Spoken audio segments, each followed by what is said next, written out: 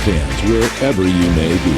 Welcome back for another edition of the Seahawks Playbook Podcast. Join your host, Bill Alvstad, and co-host, sports writer and football analyst Keith Myers as we talk Seahawks football.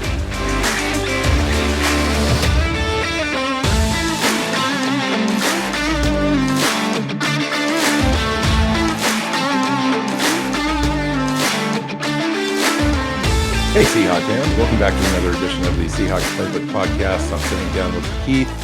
Welcome to the show. Hi Keith. How's it going? Are you feeling any better 24 hours later? After our angry show? Yes. Someone said it felt like an angry funeral is the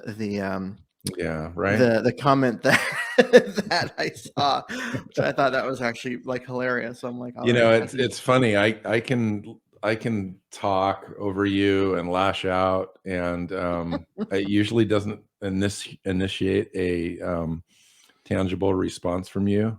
But boy, you let me have it yesterday at one point, and I was at one point it was like this 4 is minutes serious. in. Yeah, this is serious. I'm now paying attention on high alert. So yeah. I mean, yesterday's show is kind of cathartic. In case you couldn't tell, like it was rough in the beginning, but at the end you kind of just reached that point of acceptance. We went through all the layers of death and acceptance and anger and frustration and yeah, I know, right? And then after we get off the show and woke up this morning, it's announced Bobby Wagner's been released this afternoon from the Seattle Seahawks after a glorious career, Hall of Fame career, first ballot Hall of Fame, Bobby Wagner. Yeah. One of the best to ever play. And we talked about this being one of the scenarios that could result independent of Russell Wilson because of his contract and just because of where he's at in his career.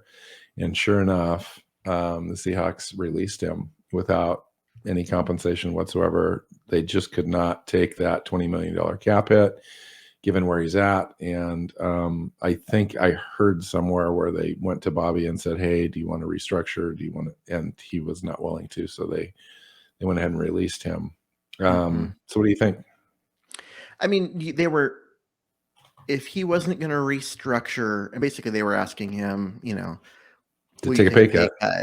And he was like, nah, I'd rather hit the open market and see what I can get than just take what you think I'm worth. And I don't blame him. And so he wanted to have that opportunity and they gave it to him. The other thing is that no team was going to give them anything. He's got that $20 million cap hit. Nobody was going to give the Seahawks a draft pick for a linebacker with that kind of cap number. Especially, so they were going to, any team that was going to trade for him was going to trade for him with the idea that they would then negotiate some sort of extension and get that cap number down under control. And if they're going to do that, well, if they wait for him to get cut, they can then do that without having a starting point of that $20 million that you have to fix. Now you're starting with, he's got nothing. They can send you whatever deal that they can agree on. And it's just a lot more flexibility from their point of view. And why give up a draft pick to be in a worse situation? Anyone that was really wanting him can now go after him right now without losing a pick and without the extra baggage. Thank you, Bobby Wagner, for giving everything you had for years and years. And quite frankly, I think he's probably still got 3 or 4 years left in the tank. And he's just a tackling machine and his body takes so much and stuff. But nonetheless, giving his knowledge of the game, his instincts, even though he's lost a step, he's got tremendous value to teams. So I see him continuing to add to his resume. At least for the next couple of years, and if not, a little bit longer than that. So with that said, this show, by the way, is going to be kind of our combine review show specific to the Seattle Seahawks. And in addition to talking about just players, it kind of resets this. Everything that's happened in this last couple of days has kind of reset everything, because now we've got all of Bobby Wagner's cap money back now onto the thing. I think we're up to $50 million according to Over the Cap.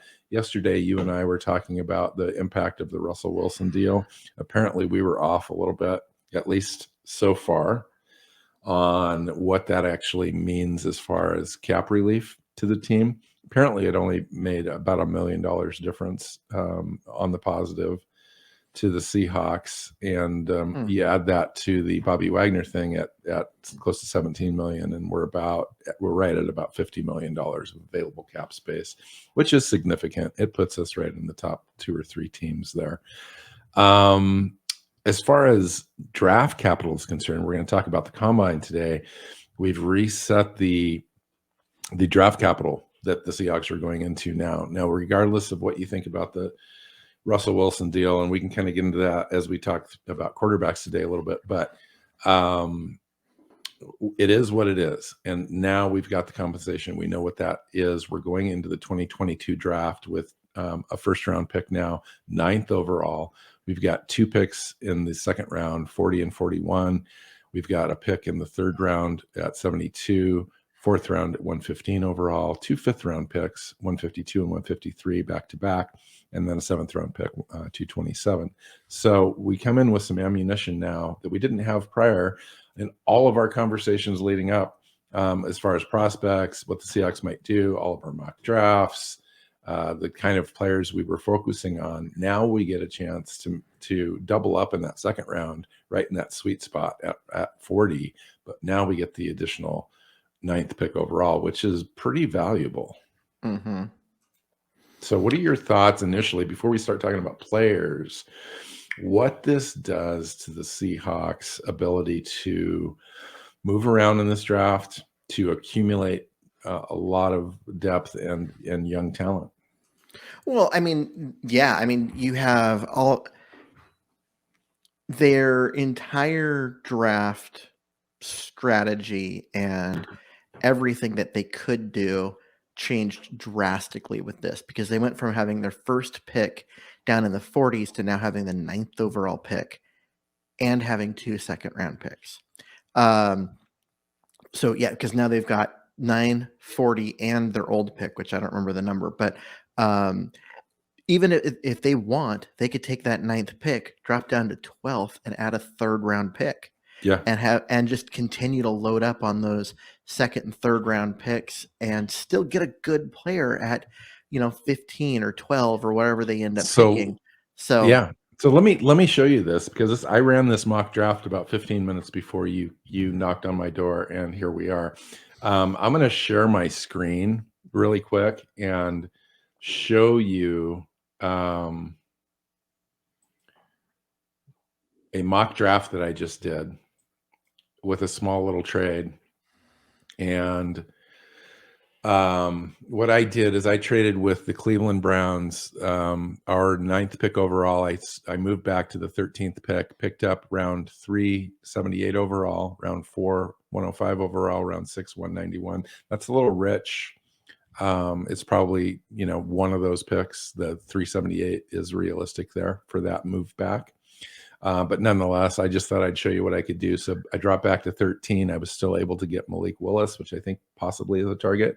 The other one I really am looking at and I'm hearing about is Desmond Ridder. I want to talk about that a little later. And I went and got Breece Hall at 40. I was able to get Perrion Winfrey at 41, Tariq Woolen at 72, which some people will say is a little early for him. I'm saying now that I've got the extra picks, I'm able to develop an upside look at a guy at a spot where I know that I can get him. Abraham Lucas was sitting there at 78. Channing Tindall, which had a tremendous combine, was available. Jeremy Ruckert as an all-around tight end.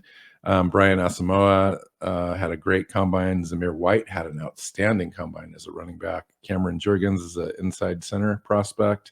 And Kalen Barnes had the second fastest overall 40 ever recorded at the combine, and I just took him for some upside there. So that's the kind of draft capital we now have, and I just showed this as an example. I mean, that's that draft. You're looking at hopefully a future franchise quarterback, although he is nowhere near ready to get on the field on an NFL field. Yeah. Bryce Hall's a great running back. Probably not the guy I would take at 40, but Mhm. um, He just had such a great combine. I I really know. thought about it, and so I just went with the upside there. And then you're looking at Perry and Winfrey's, a guy that not much of a run stopper, but unblockable, pushing up the middle. Woolen's got the highest upside of any cornerback that's come through. Low floor coming from, with his technique problems, but such an athlete. Same with Lucas. Mm, This draft that you put together there is the team got younger, faster, stronger, right. just more athletic, just up and down both sides of the ball. Like that would be a fantastic draft if it worked Yeah, out and that that's way. just an example, and obviously, I think I probably had I lucked out a couple of times and had a couple extra picks in there, but nonetheless, we probably will end up with an extra pick because of that ninth pick. I think they do use that as leverage and drop back a little bit. If not, they can use one of those that 40 or 41 pick to drop back a little bit and pick up an extra pick. So there is some extra opportunity there for John Schneider to kind of use to move around a little bit and pick up some extra value. And I think there's real opportunity here. Like in my mock, I had what 1, 2, 3, 4, 5, 6, 7 players in the top 107 players overall. That would be outstanding. I don't see that. I see maybe 5 in that range, Hmm. but that's still way more than we've done in the last 2 or 3 drafts.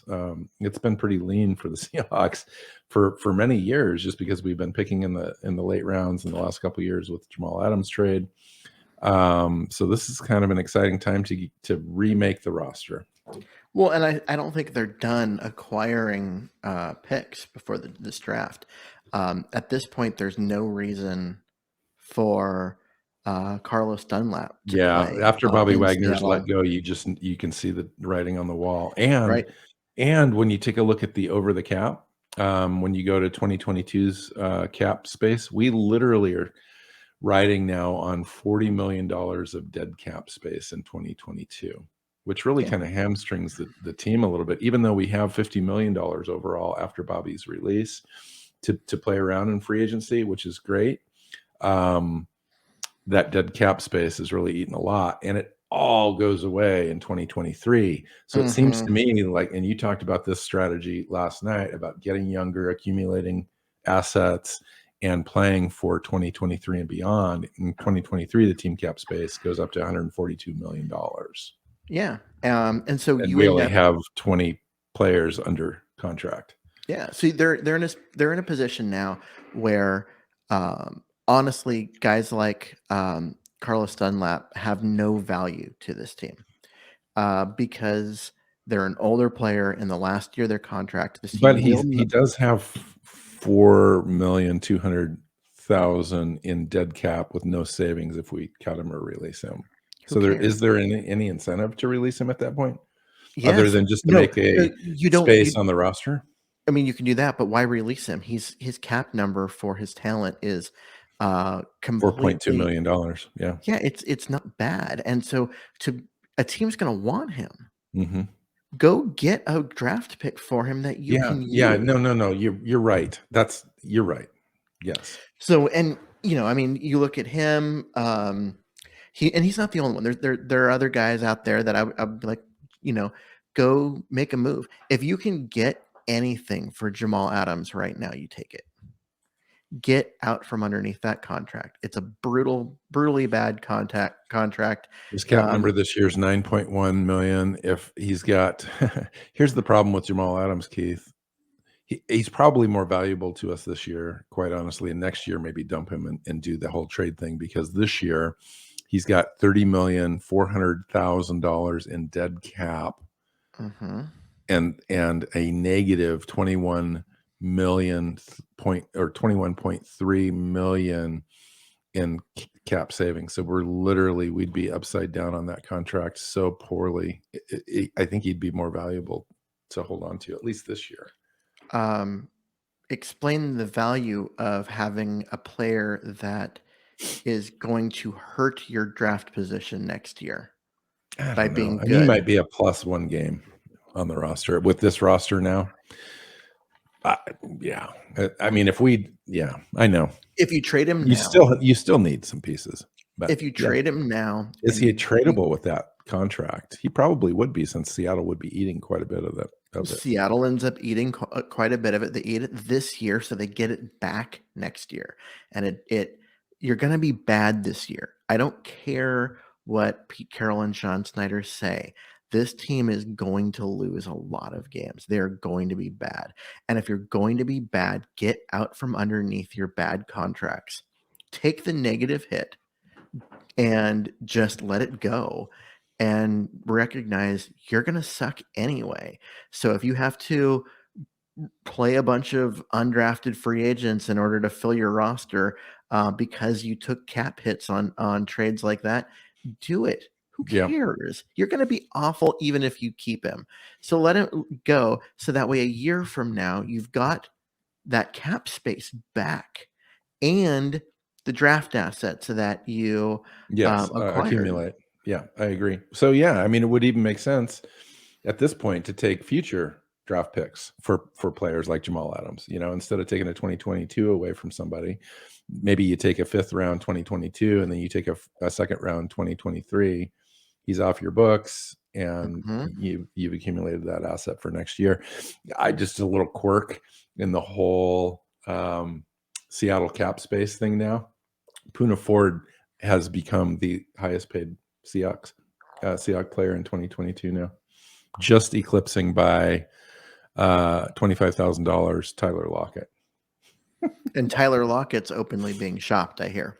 Yeah, I've heard mixed signals on that. But yeah, I mean, that wouldn't be surprising either, given your idea of strategy on clearing the books.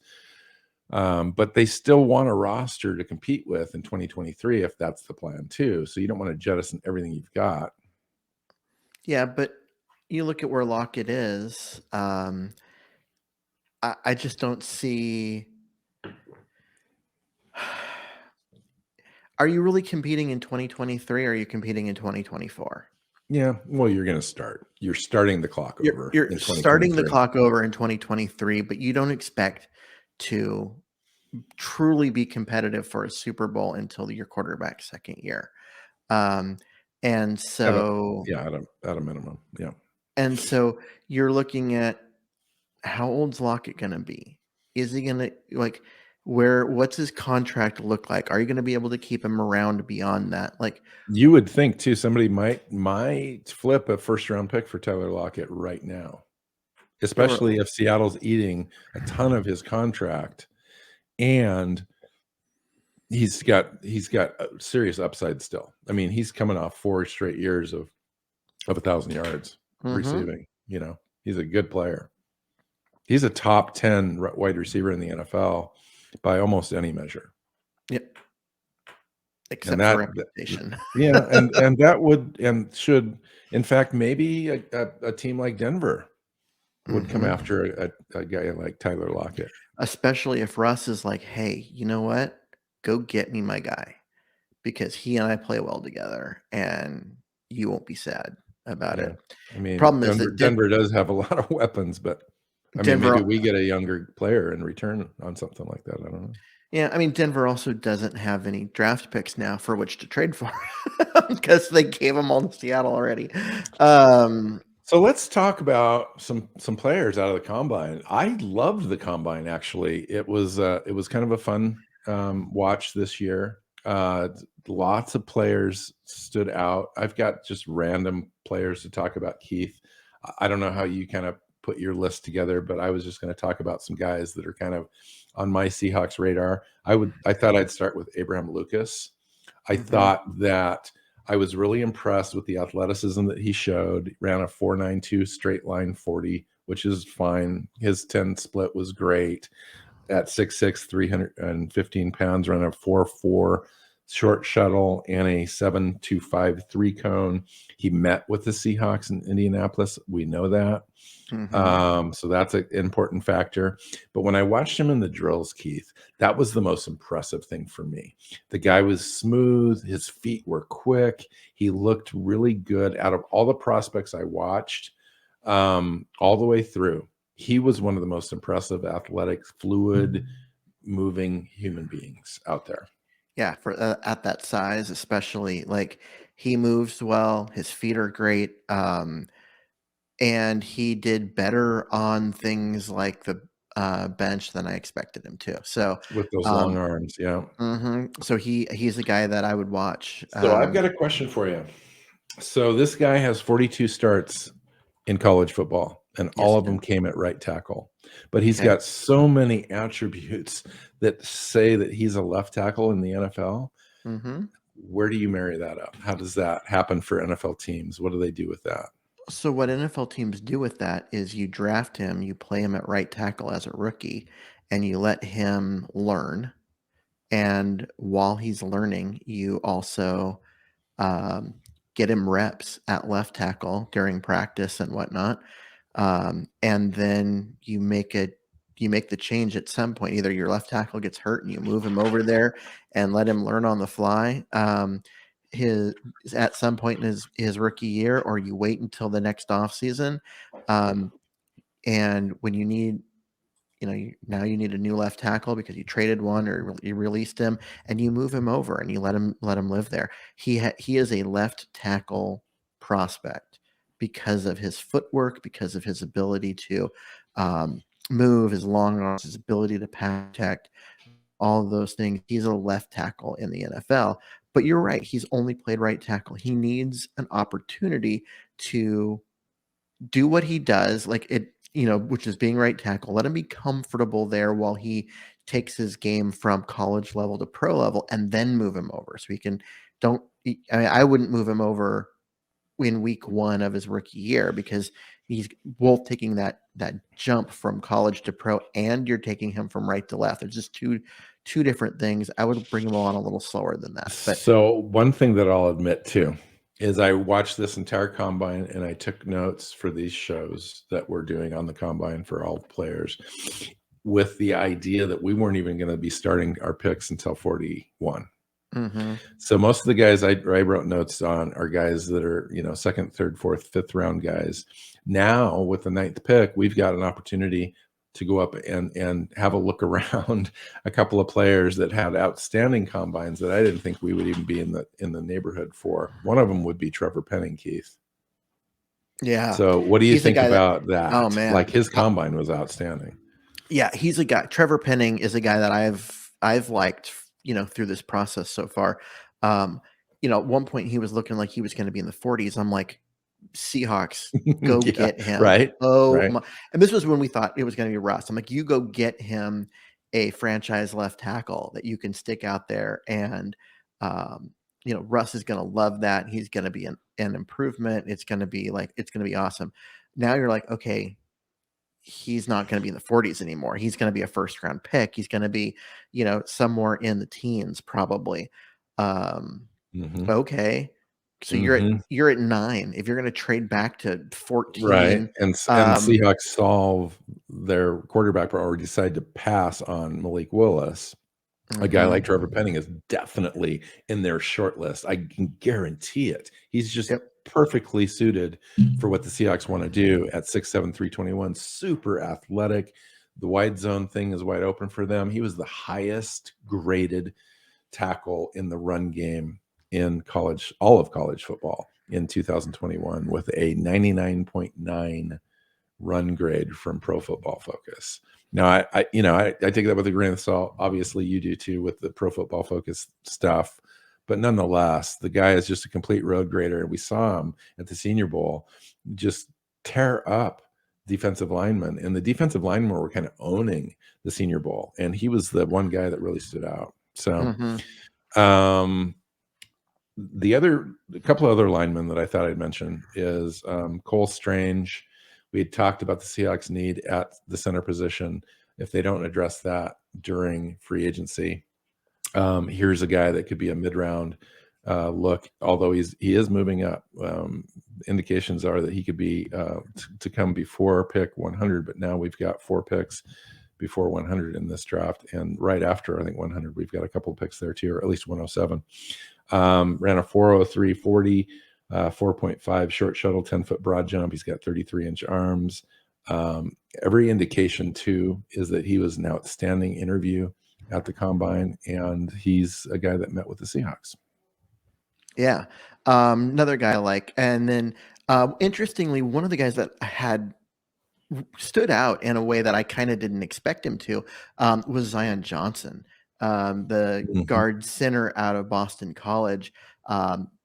Had the most reps at the combine at the bench press with 32, which was really impressive.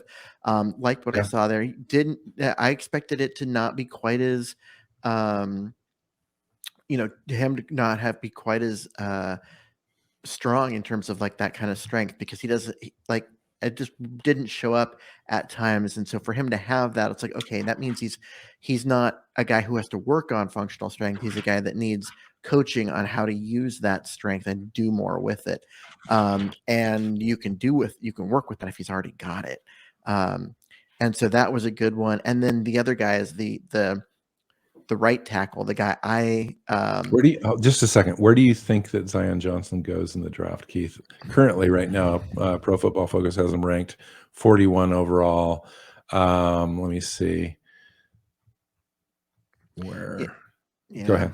I would say I'm not a huge fan of their draft coverage, because they will find some random quarterback that never throws a single snap in the NFL even in a preseason game, and they'll be the highest rated I think big boards too, what I'm So looking at right now, haven't adjusted yet after the combine. There's a little bit of so, a lag there. So yeah, he is at the 29th on the consensus mock draft database board. I expect he's going to go a little earlier than that, probably 25, 24, somewhere in that range, for a guy who's a center / guard. And I think that interior line, I mean, that's a good spot to be. The Seahawks don't have a pick in that range, so I don't think he's necessarily a guy that they're going to go get. But if he drops and he's available at 40, oh yeah, easy, done. And the mistake they made last year in round 2 disappears, and you don't have to worry about that anymore. So I love that pick. And then the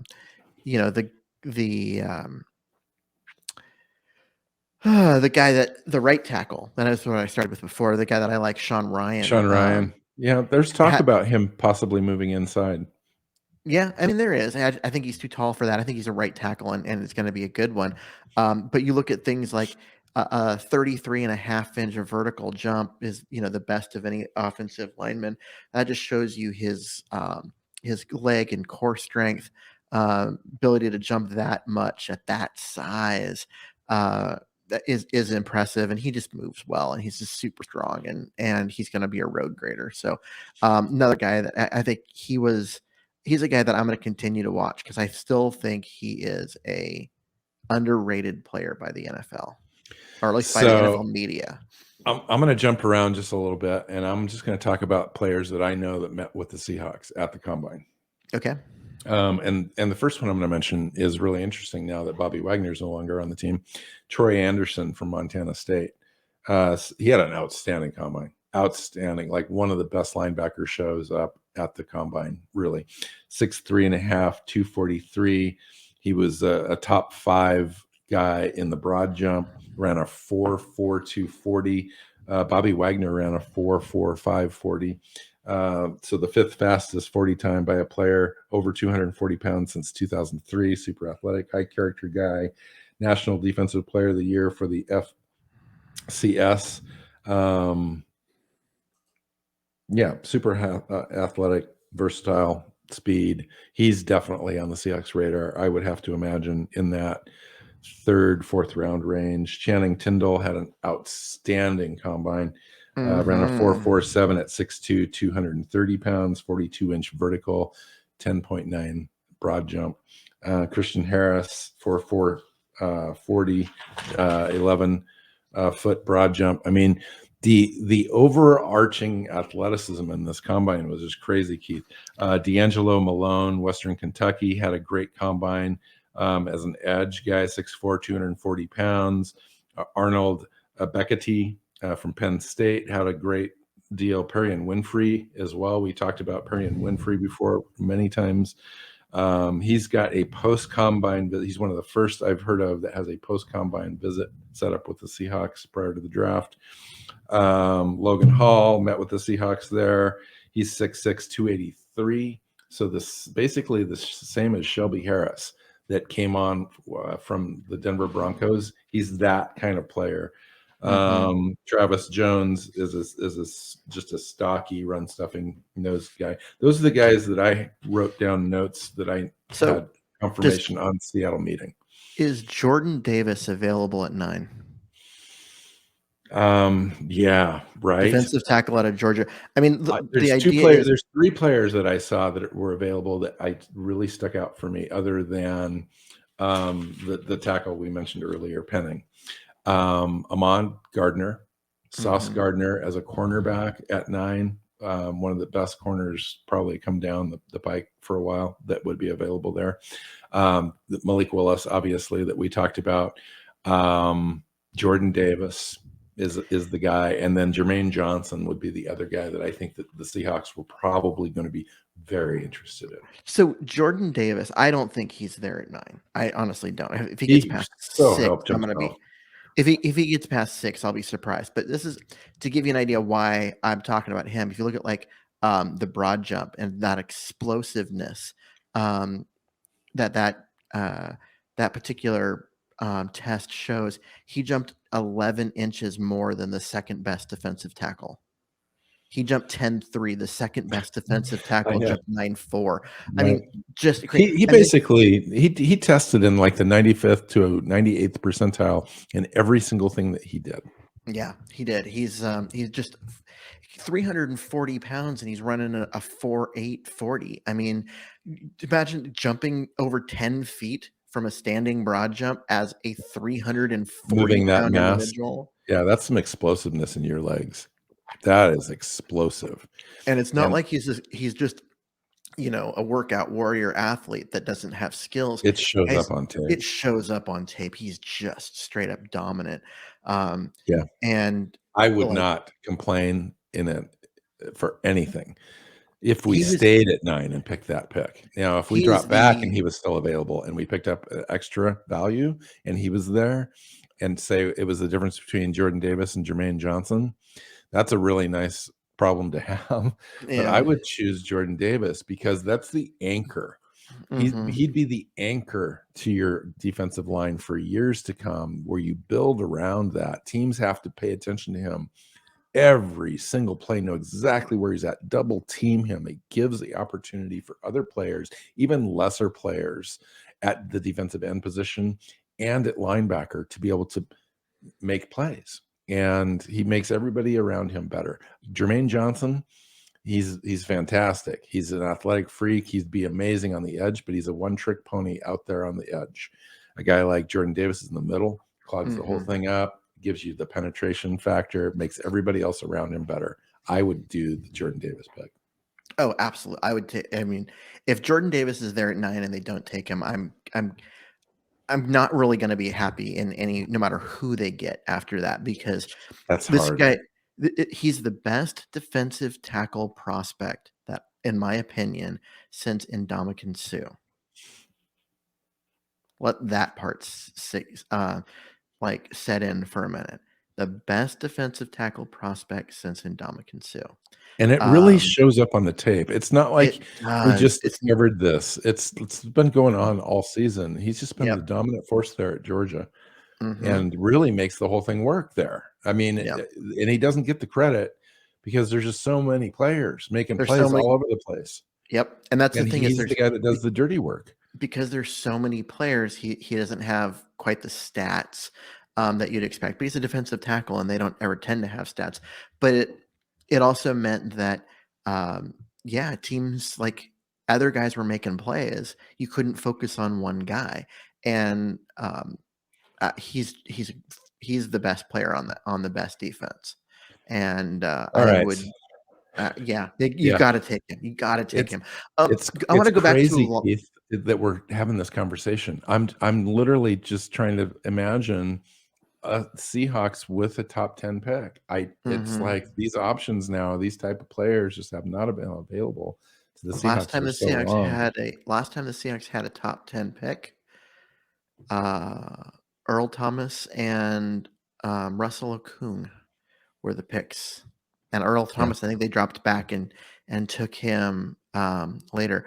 There's a guy, I'm trying to find him on the big board and figure out where he is Who's that? showing up, and I'm not finding him. He's a linebacker out of Florida, Jeremiah Moon. Do you have any idea where he is? He would be later.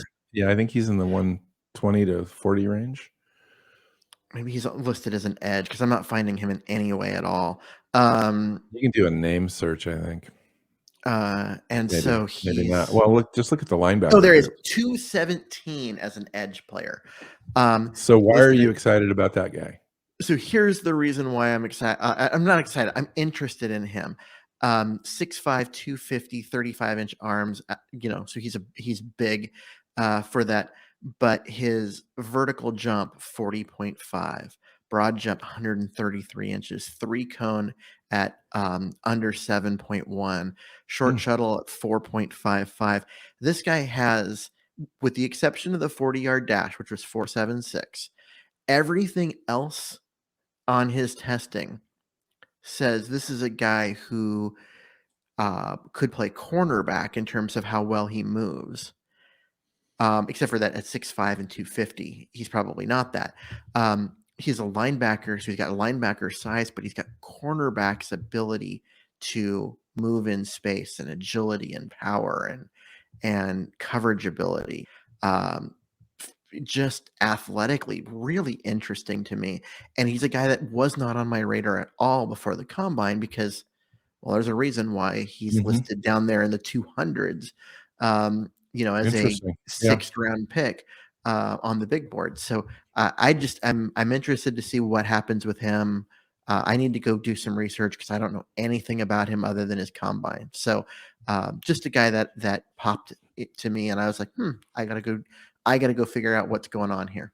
All right, so I'm going to talk about a couple of Seahawks targets in the draft that I think the Seahawks would have on their big board. Zach Tom, left tackle in college. He's switching to offensive center in the NFL at 6'4", 304 pounds, 33 and a quarter inch arms, 10.5 inch hands, ran a 4.94 40, 4.44 short shuttle.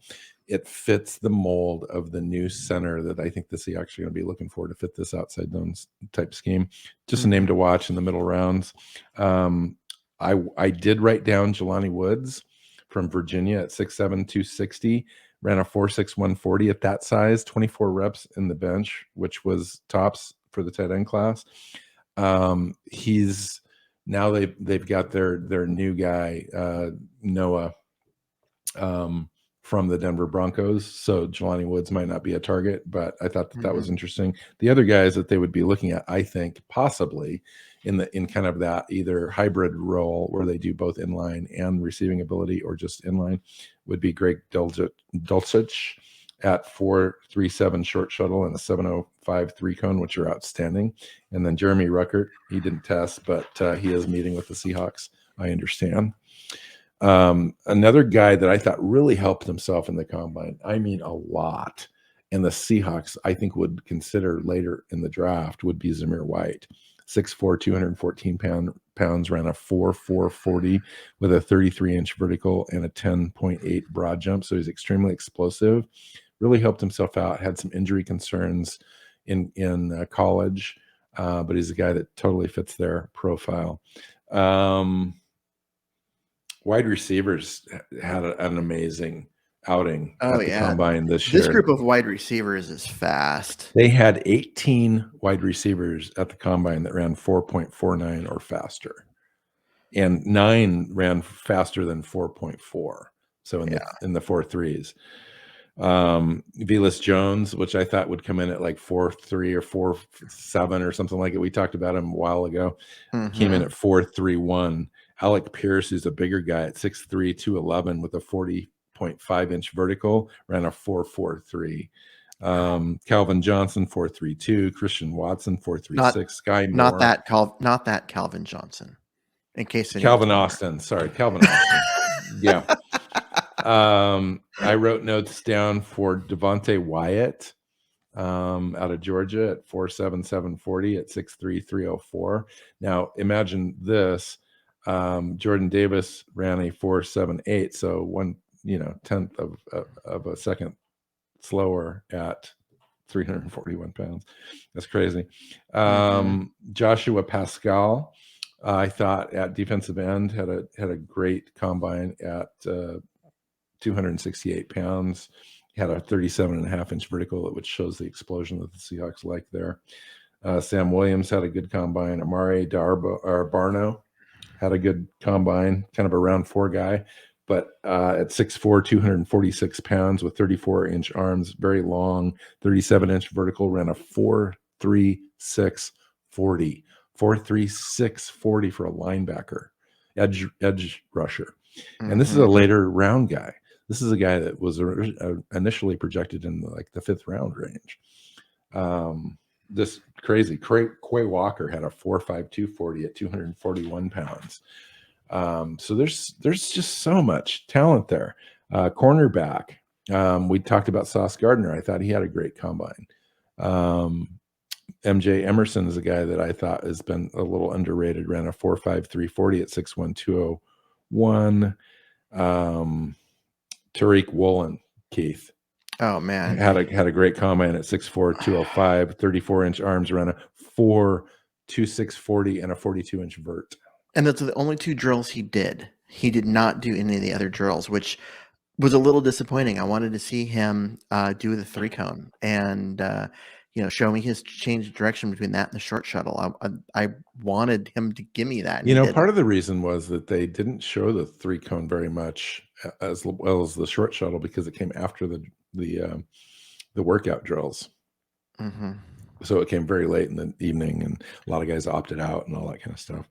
Yep. Zion McCollum is another corner, had a 4.3340 and a 39.5-inch vertical with a 6.483 cone. I mean, the list just goes on and on. At safety, Lewis Sign had a great combine. He's kind of a hybrid defender at the safety position at 6'2", 200 pounds, had a 4.3740, 11.1-inch broad jump. Percy Butler, JT Woods, another guy with 4.3640. I mean, the list just goes on and on. That's the whole thing that stood out for me at this combine is the Seahawks are going to be able to find some really athletic, fast guys. We've talked about that extensively, that's exactly what they want to add on the defensive side of the ball this year. Yeah. They need to add speed on defense. And they're going to be able to do it in this draft. And people who are upset about the Bobby Wagner thing, part of that is finances and all of that. And part of it is the guy is not the speed demon at linebacker he used to be. And they desperately need more speed on the field on that defense. And it was kind of telling that when he went out for the last couple of games and they had to bring in Cody Barton, who's not, he's a backup, and the defense didn't take a huge step back. When you go from your Pro Bowler, 7-time All-Pro to your backup, and you don't see a big drop off. Yeah, I think some of that was Jordan Brooks being out there, True, making some calls and all that kind of stuff too. But it does tell you that Barton, there's a lot of things not as nearly as well as Bobby Wagner, obviously, but he's fast, and Wagner isn't anymore. So this is a great draft to go get fast and go get athletic. Wide receiver, cornerback, linebacker, go get fast, go get more athletic, go be a team that can be a bully out there on the field and push people around. This is a great draft to do that. Yeah. It's just the strategy now with the extra picks is going to be really interesting. Are they targeting a quarterback at 9 or, top 15? Are they targeting another position that we could desperately use, like an interior pass rusher at the defensive tackle position, or an outside edge rusher? You could get one of the top 3 or 4 edge rushers in this draft, which is really a good draft to get an edge rusher. You could get the best linebacker at that spot. Obviously, the best quarterback. It's not a great quarterback class, but these guys aren't terrible quarterback class. But these guys are still first, second round guys in any draft, and I think that that's you're still going to get some good value there. With Malik Willis, it's just going to be one of those things where you're going to have to be patient. The best quarterbacks in this class, which would be Willis and Pickett, would have been the 6th and 7th best quarterbacks last year. They probably would not have been first round picks last year. I agree. And going into this draft class, looking for a quarterback in the draft is not a place you want to be. It really isn't. What should Seattle do with the 9th pick? Should they trade it? Should they use it? What should they use it on once they make it? They need to find the last time they had a pick this high, they went and got a player that they could build their entire defense around, both personnel and scheme, when they got Earl Thomas. They got a generational guy that's just going to transform everything you do. If Jordan Davis is sitting there at 9, go get that guy who is a generational talent on your defense that can make your defense great. Punt on this season and wait till next year. You're going to be bad. You're going to be bad on offense with no quarterback. Go ahead and punt on the season. Get into you're in the top 5 of the draft going into next year, and go get a quarterback that can play, because these guys aren't it. So I'm sorry to say, these guys just aren't it. So go be okay with tanking for a year and go get a good one next year. Wow. Yeah, I mean, there's going to be a choice this year. You can go offensive line, you can go defensive line, you could go skill position. I hope they don't do that. If Kyle, whatchamacallit, Hamilton is sitting there, that would be awfully hard to pass on him. I just think that he's the most talented player in the draft, but I just don't agree that that's the position that you need in this defense. I think that you're exactly right. Jordan Davis would be the pick. He'd be the obvious pick.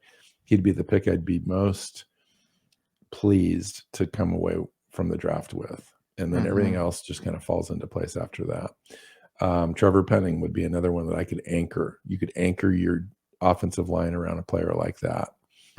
Or maybe one of the other tackles that's high on the draft boards falls.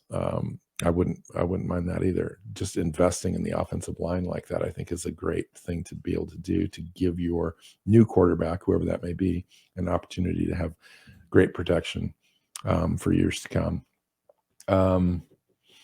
Interesting. Wow. Lots of change. Like, I haven't really adjusted to it.